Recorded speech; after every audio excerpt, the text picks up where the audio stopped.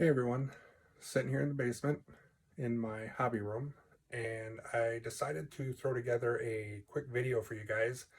Um, one of a my fellow model railroaders out there, his name, I won't tell you his name, but it rhymes with Chris, and he models the Milwaukee Road. Hopefully that doesn't give it away.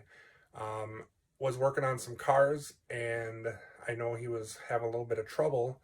And I thought I'd throw together this video just to kind of show some tips and ideas that I use for building cars, and if it can help you guys out, why not? So here we go. All right, let's go over some of the tools that I use for putting kits together. So I have a screwdriver here. Um, just your regular Phillips head. This one comes with multiple bits that I can interchange, also ratchets, but I don't like that. It just, I thought it would be cool, but it doesn't work. Regular set of sprue nippers. Remember, if you buy these, don't use them on metal because you will damage them. These are for plastic only. Mine seem to be in pretty good shape. I don't see any damage to them. But plastic only sprue nippers. X-Acto knife with a brand new number 11 blade. Very important. Don't skimp on blades. Every time I go to the hobby store, I pick some up. You can get them online for 100 packs for dirt cheap. I buy the Excel brand. Every time I go to the hobby store, I grab a pack of number 11 blades and just throw them in the collection because you can't have enough of these. When you're doing these kits, sharp blade, not only are you going to prevent damage to your part, or not prevent, but you're going to reduce damage to your part by having a sharp blade. You're also going to reduce as much effort needed, and you're going to reduce the chances of cutting yourself. So, sharp blade. Tweezers. For these kits, I use a fine point tweezers. They do have blunt point tweezers out there too. I got a set of these, I think, from the local hobby store for, I think, like 20 bucks, something like that. I don't remember exact price.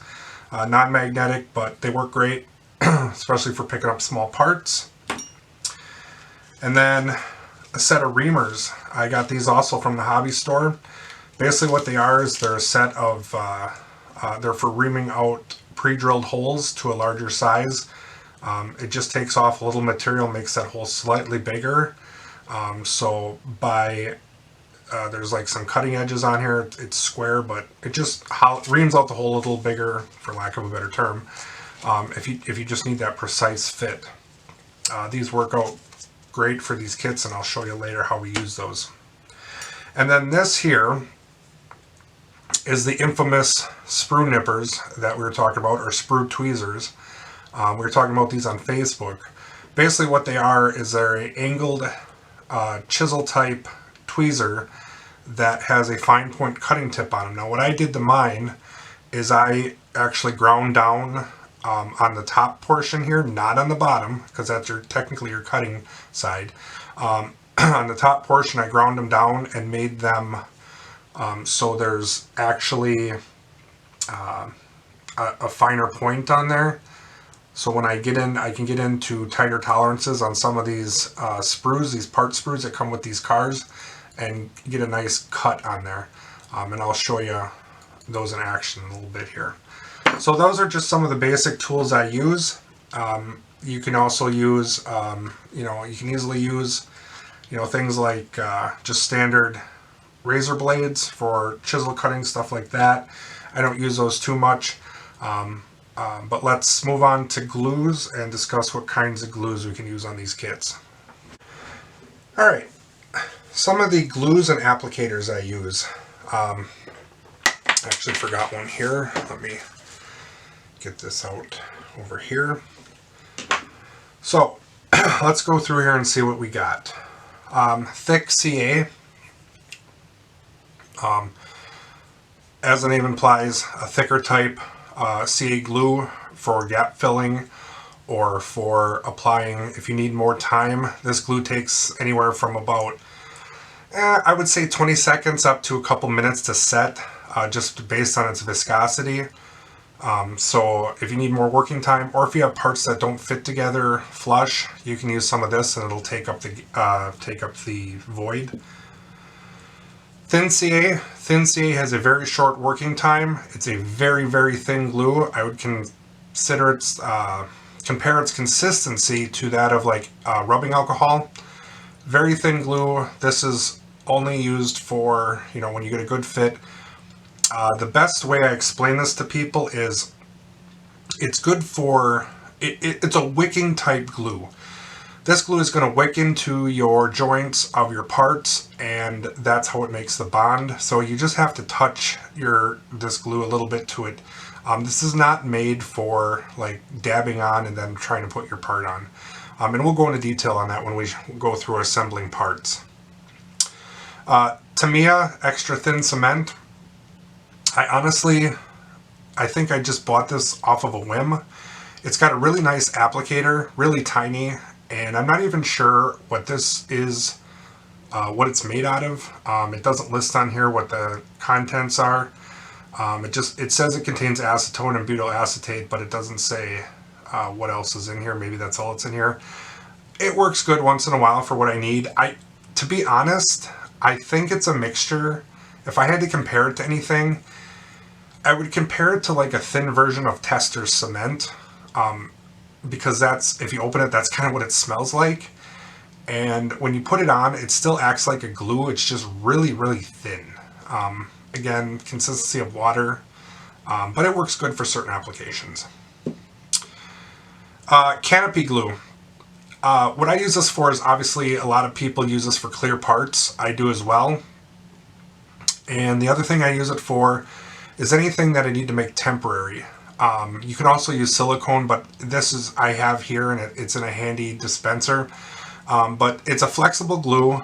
It's almost like a vinyl type glue, and it bonds canopies and plastic parts to almost anything. It does not work well with metal, I found out, unless the metal has a texture to it. But like, for example, any electronics like speakers or anything like that I put inside cars or anything like that, or any LEDs I mount, I use canopy glue, because if that part fails, or if that electronic item fails, I can get it back out of there without damaging the car or damaging the locomotive. If I use CA or any type of other adhesive, I may damage the locomotive when I need to remove it if something fails, and it's just not worth it. So I just use this canopy glue. It works out great. It's a firm hold, but it's not permanent. I also use this. What else this works really good for is putting figures inside vehicles or on scenery. Again, it dries clear. It doesn't dry glossy. So if you're putting figurines down, and if somebody bumps them, it's not going to break the figurine or break the part. It'll just most likely separate the glue. I haven't tried that theory, so don't test me on that, but it's good stuff. Plastic weld. This is a solvent type glue. It works by melting, as the name implies, plastic weld, melting the two surfaces that you're attaching and bonding them together. The solvent in here evaporates, and then the plastic hardens and creates a bond. So very good stuff. Gorilla Glue. This is just another super glue. I have all different types of glues. This was one I picked up, and I think I picked this up because it said it worked good for metal. I was looking for a glue that worked good for bonding to metal, and I read the research and did some research on it, and this stuff came out to be really good for bonding to metal. I don't remember what I was doing, but I bought that, and it did work out really well. I got some goop. This is marine goop, but what I use this for is I use this for putting in weights in cars. Not the sticky weights, but a lot of these kits come with large bolt nuts that go on the end of bolts as weight for the car, and I glue them inside with the goop just because it's like a silicone type consistency, and it's a thicker glue, and it's going to hold better, and it kind of encapsulates a little better than like maybe a CA or a thin type glue.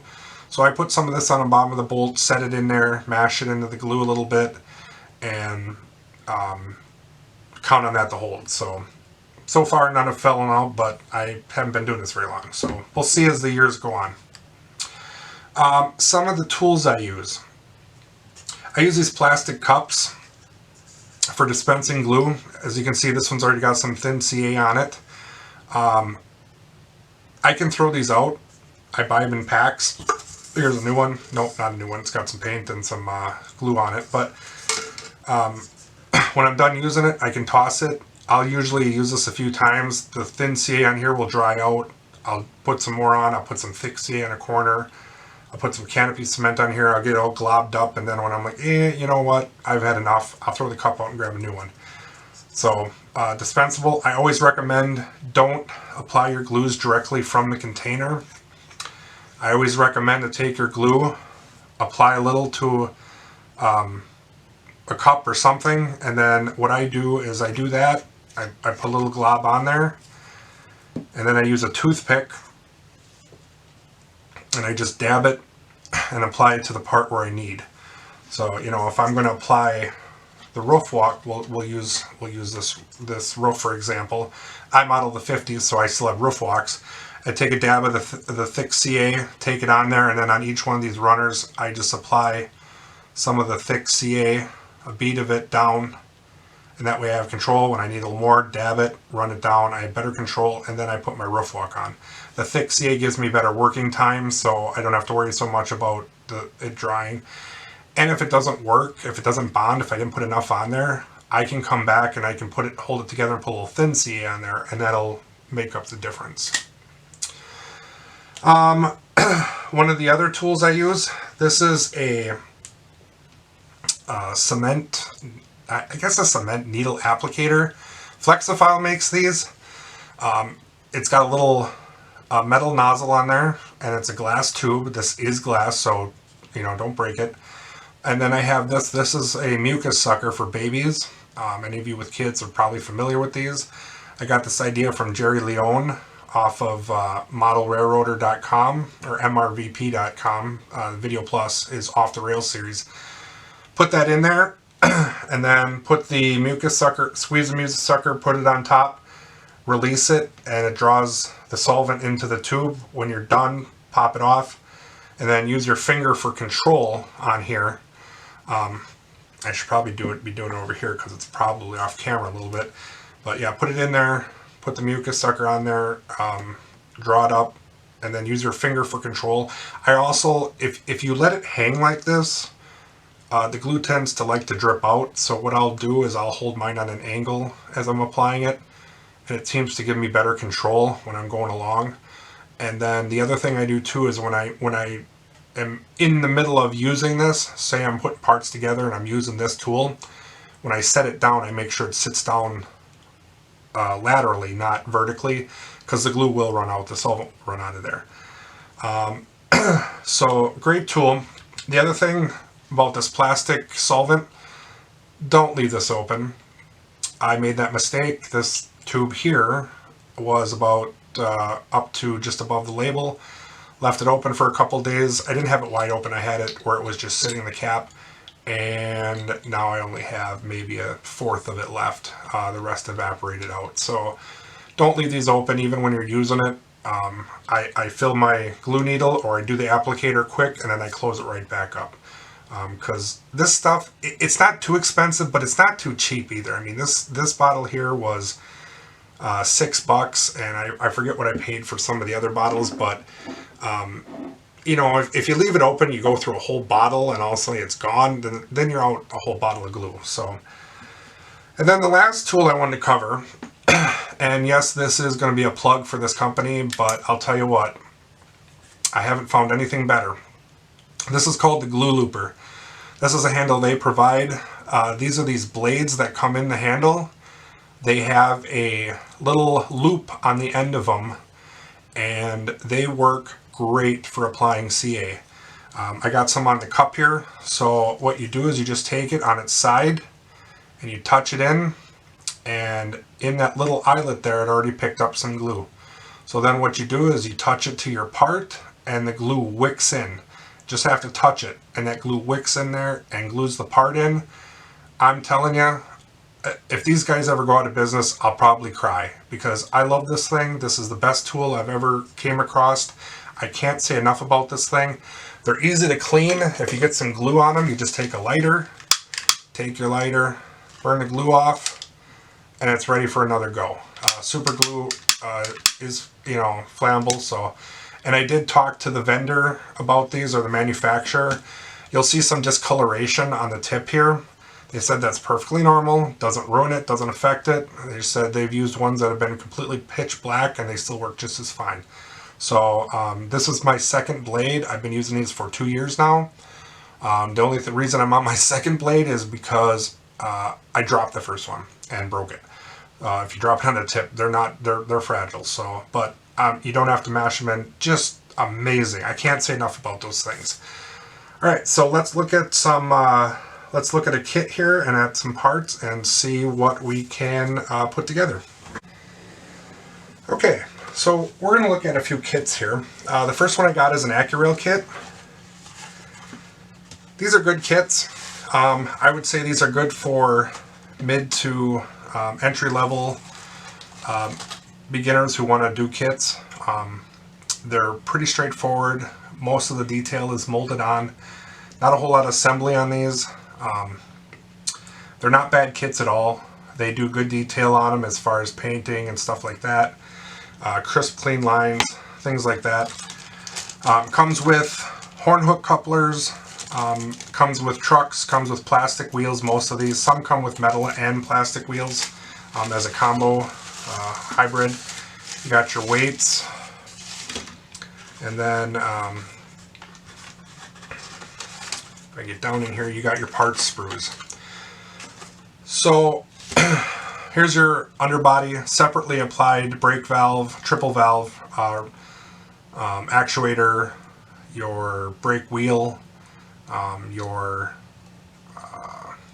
air reservoir tank, coupler boxes, or coupler covers. The one thing I don't see in here, and maybe it does come with it, I'm not sure, but for the brake wheel there should be a piece of metal for the stand, and maybe this kit either doesn't have it, or it's taped somewhere, or it's not in here. But I think usually just a piece of phosphor bronze wire works for that.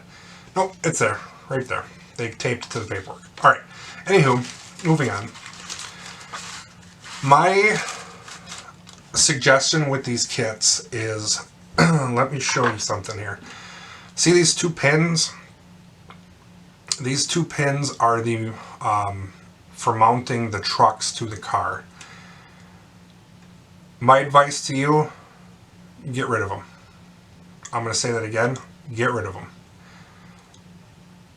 If you choose to press fit these in, or if you choose to glue these in, they're going to cause you problems. For example, if you press fit them in, you still have to adjust your trucks for that 3-point suspension. You know, you want the one truck to just move laterally and you want the other truck to rock. That's very hard to do with these plastic pins. And without them coming loose and to try to make them accurate, it's just a pain in the butt. So, don't use them. The other thing is, if you decide to glue them in, if you ever got to service your trucks or even your couplers, if there's anything you got to glue in as far as these parts, you're going to have to cut them anyways to get them out, or drill them or something like that, and then either you're going to ruin your truck or you're going to ruin your car. So my suggestion is get rid of those. Get some screws, either some self-tapping screws like M2s, I think M3s, or get some 256 screws. Tap these holes or use the self-tapping screws and mount your couplers and mount your trucks that way.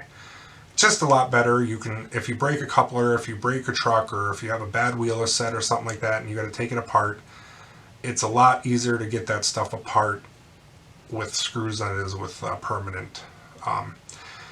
My rule of thumb is anything that could go wrong, anything that I may have to service in the future, any electronics, any type of, if it's trucks or couplers, any moving parts,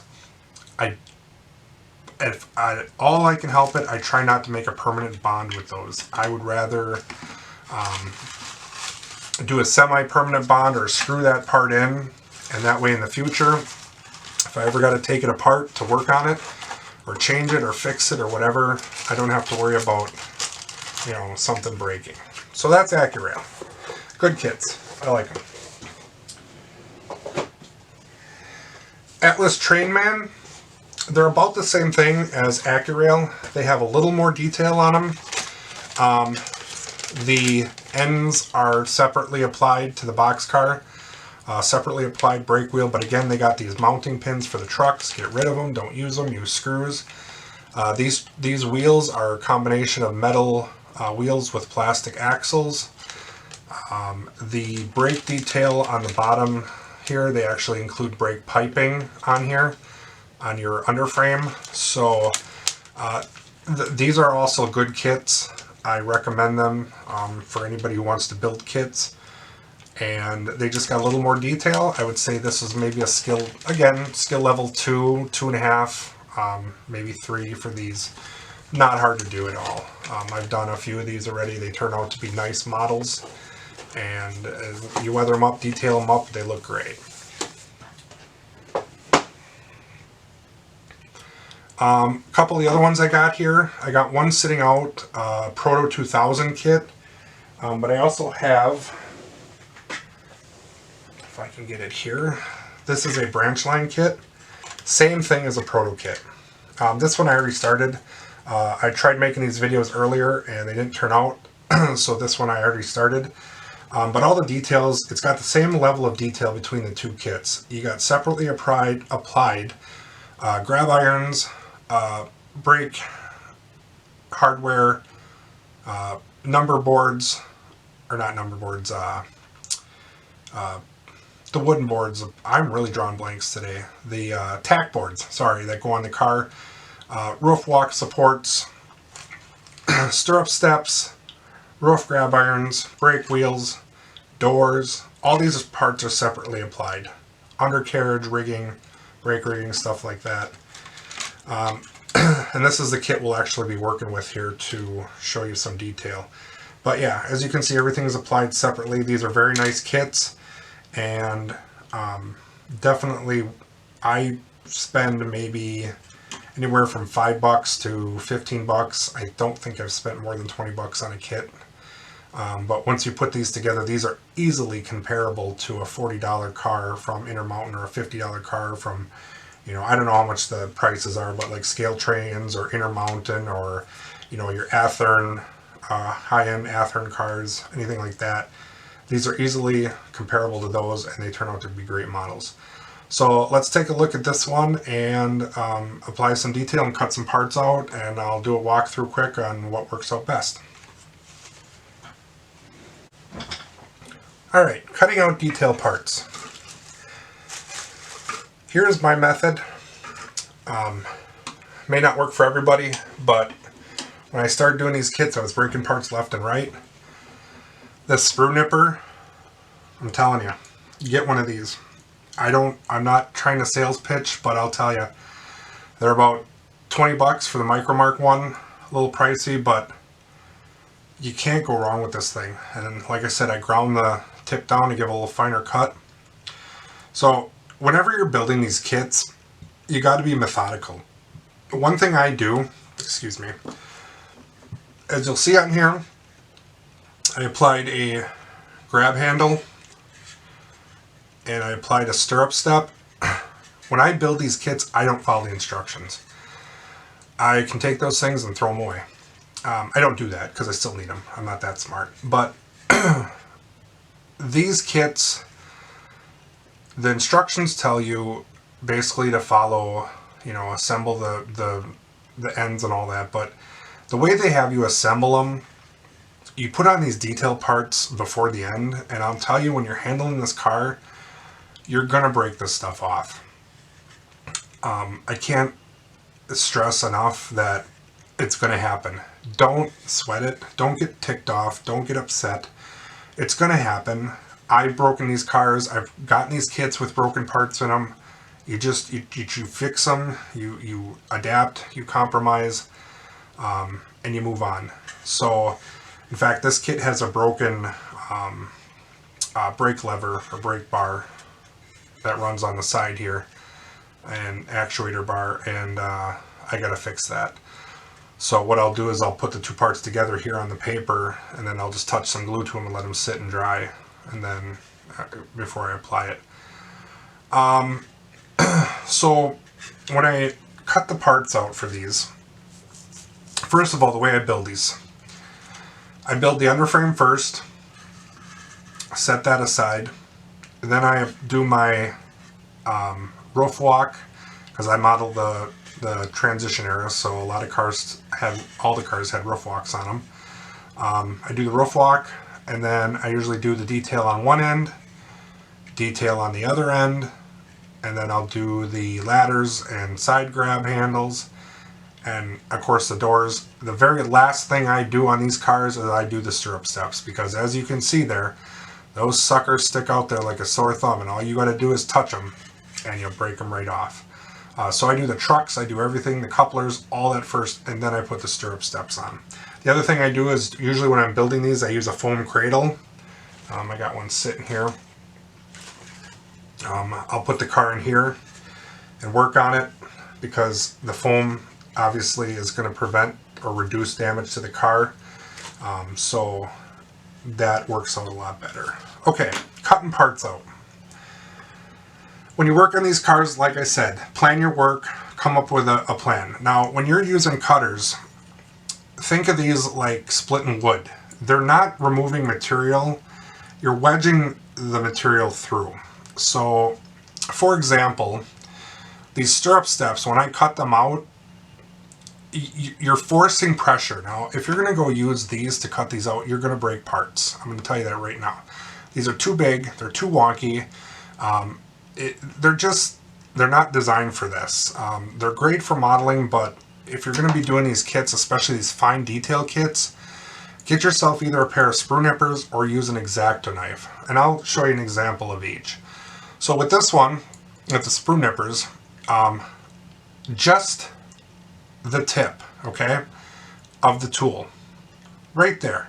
Just that little tip on there. That's all you need. If you can see this, there is not much holding these parts in there. There's just a little bit of molded plastic. You don't need much. You don't need to bare handle these, like a grizzly bear. So hold the part in your hand, take your screw nipper. I just go in, just get it just below the cut point, give a little snip. Okay, same thing on the other side. Come in, give a little snip. Then what I do is I take the butt end of the tool and I just kind of push the part down a little bit. Now see that one broke.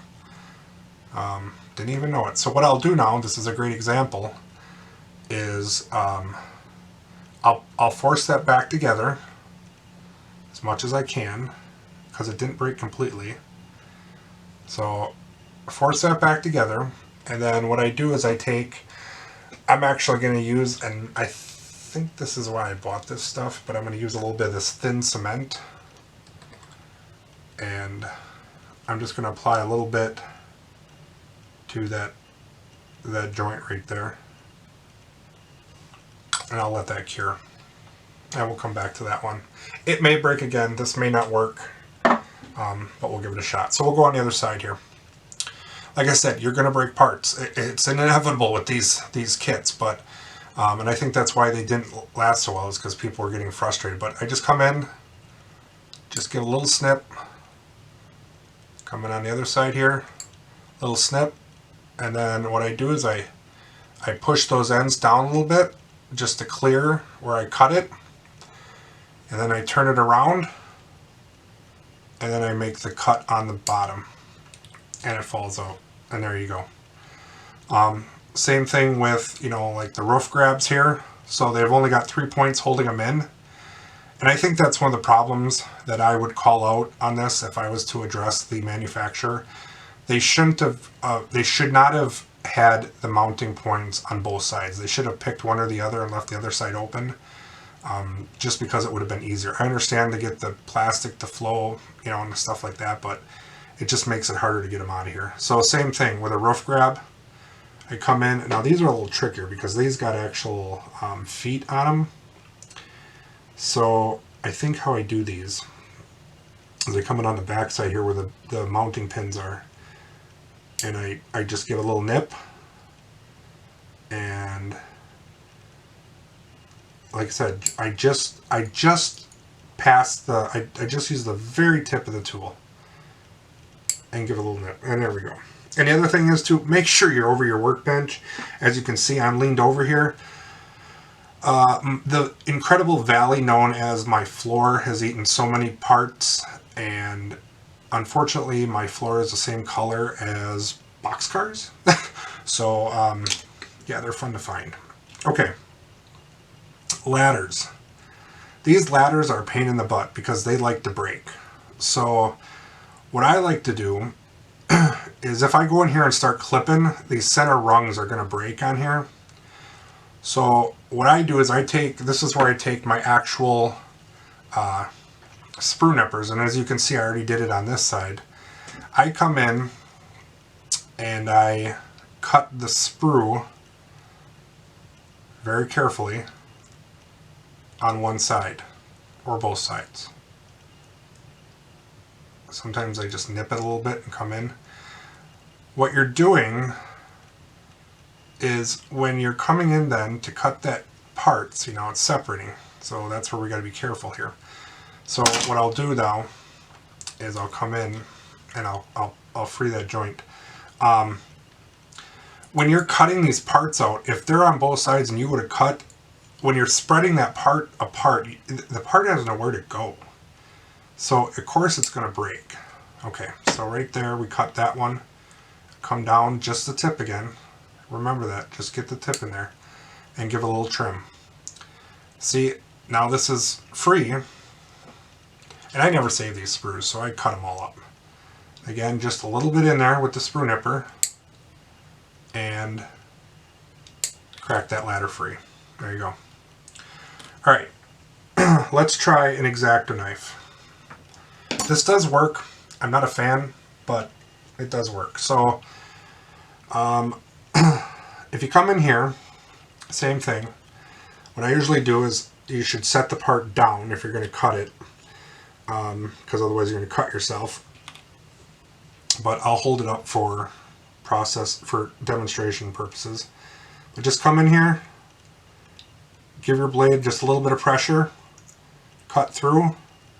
Same thing on the other side, just a little bit of pressure. Use a brand new blade, cut through, and then up here on the top, you might actually have to hold it down, but just give it a little bit of pressure and cut it off. And there you go. Brand new blade. Use a brand new blade. Do not try to use a dull blade. Do not try to use an old blade. Get a brand new blade. These blades are cheap. You can get them offline very cheap. Don't worry about breaking blades. Okay? So there we go. We cut a ladder off. We cut a stirrup step off, a roof grab, another stirrup step.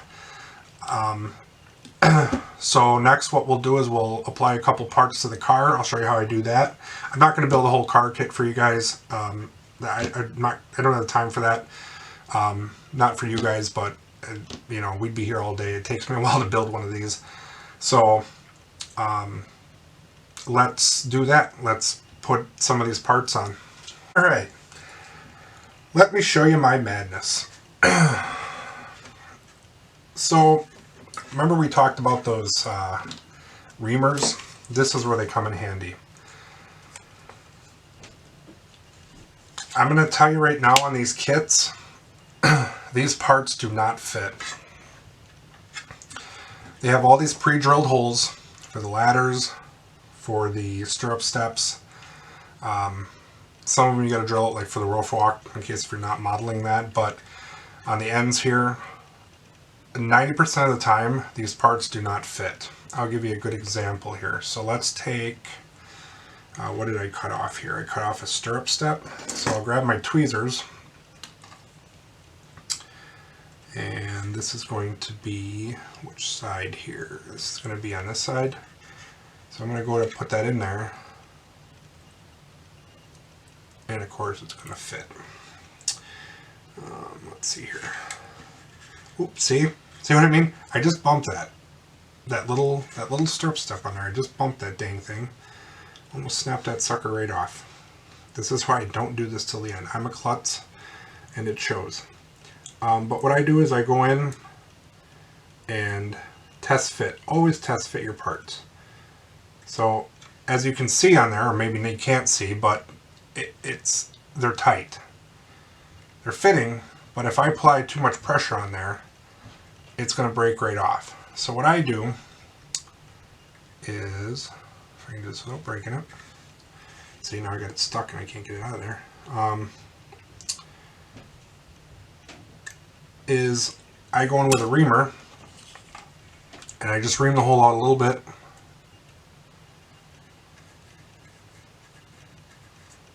Same with the other one.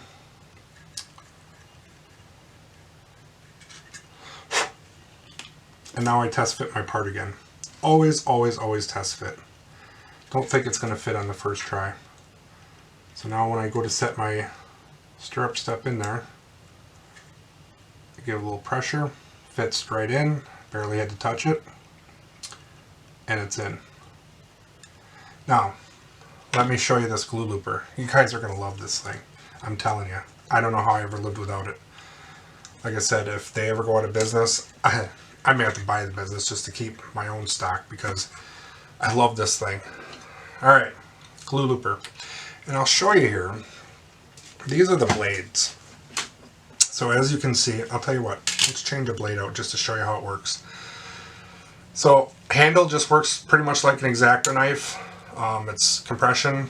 So what you do here is you got these blades. They come in different sizes. I'm going to grab a small one because I should probably be using a small one anyways. And it comes, these are stainless steel, so they come in a fret. They're photo etch. Give them a little bend, they pop right out. Set that aside, and you get, what, 10 of them in a pack? Actually, I think, oh yeah, 10 of them in a pack. And then you fold it over, fold this base over here. I hope you can see that. Sorry if hopefully I'm staying in the camera angle. I'm not good at this video stuff. Stick that in there, close it up. That's it. It's good to go. So, we got our stirrup step on there. I'm going to apply a little bit more thin CA to this cup because it looks like it's starting to kind of evaporate.